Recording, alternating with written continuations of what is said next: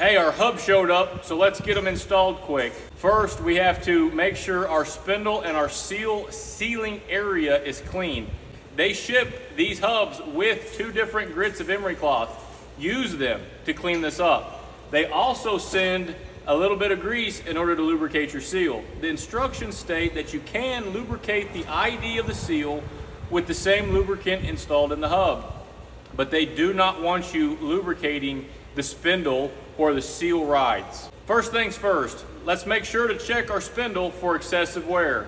I've got these go, no-go gauges from the axle surgeon out of Oklahoma.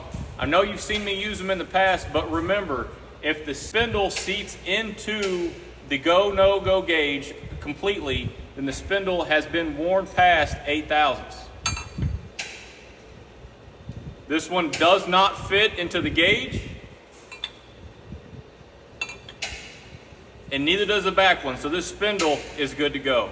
My sealing area is clean, free of debris, rust, and dry. I have used the grease to lubricate the ID of the seal, and I also have the nut installed into the hub. We're going to lubricate underneath our bearings. We're going to install our hub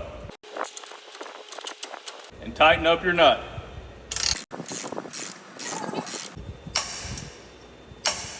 And torque it to 500 foot-pounds. Trailers and drives are 500, steers are 300. No back off. And then install your keeper.